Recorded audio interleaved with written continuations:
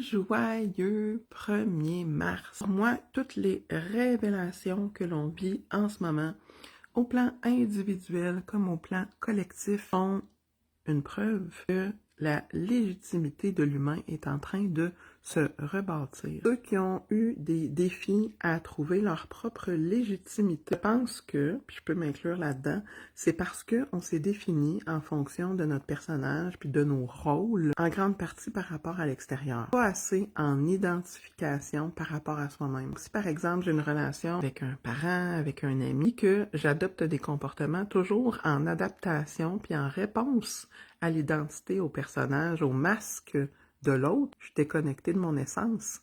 Je suis déconnectée de mon centre et je suis en relation avec la situation, avec la personne, en étant déphasée, en étant décentrée. Je me construis en fonction de ce qui se passe autour de moi.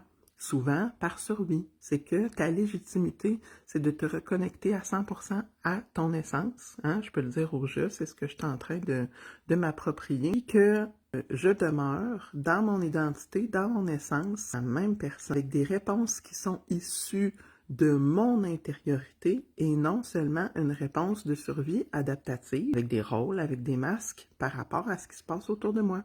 Donc là, je deviens un être créateur. Et c'est une modalité de vie complètement différente et qui, oui, va déranger autour de nous parce que ceux qui se sont bâtis leur identité sur un personnage, avec leur rôle, leur mécanisme, ils vont dire « Mais elle fonctionne plus comme avant? Qu'est-ce qui se passe? Est-ce que moi aussi, je vais être obligée de me transformer? » Et c'est comme ça que le changement collectif va s'opérer. On va se parler de ça avec une transmutation, une restitution symbolique, mardi cette semaine, le 3 mars à 18h30. J'ai appelé ça « Réclame ta légitimité ». Donc, on s'y voit. À bientôt.